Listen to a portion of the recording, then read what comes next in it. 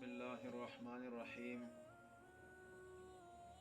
एक साथी ने सवाल किया है कि अगर कोई मसबूक इमाम के साथ आकर क़ायदा ऊला में शरीक होता है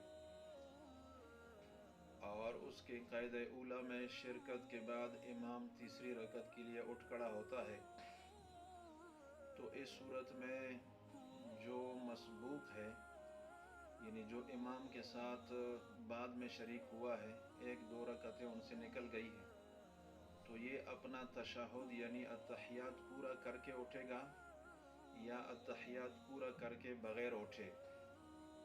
इसी तरह अगर एक शख़्स इमाम के साथ क़ायदा अखीरा में शरीक होता है यानी आखिरी रकत की अत्तहियात में शरीक होता है और उसके शरीक होती ही इमाम सलाम फेर देता है, तो ये जो मसबूक है यानी ये आदमी, ये शख़स इमाम के साथ ही सलाम फेरेगा या तशहुद पूरा करके सलाम फेरेगा। ये बड़ा अहम मसला है और आजकल सोशल मीडिया पर इस हवाले से कुछ जवाबात ज़ेर गर्दिश भी है।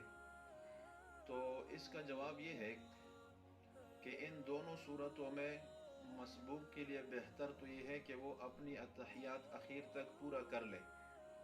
पहली सूरत में जब वो क़ायदा ऊला में शरीक हुआ है और इमाम तीसरी रकत के लिए खड़ा हुआ, तो बेहतर ये है कि वो अपना तशहुद, अपनी अत्तहियात पूरा कर ले और उसके बाद उठ खड़ा हो। और दूसरी सूरत में जब इमाम ने सलाम फेरा है तो ये शख़स अपना तशहुद पूरा कर ले और उसके बाद सलाम फेर दे।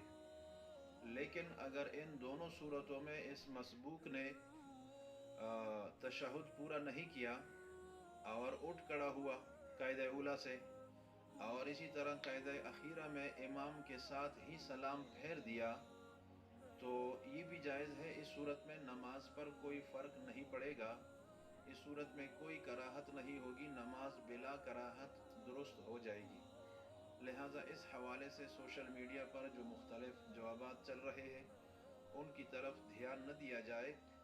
इस मसले की असल तहकीक यही है जो कि अल्लामा शामी ने रद्दुल मुख्तार में और हज़रत थानवी रहमहुल्लाह ने इमदादुल फतावा में फ़रमाई है।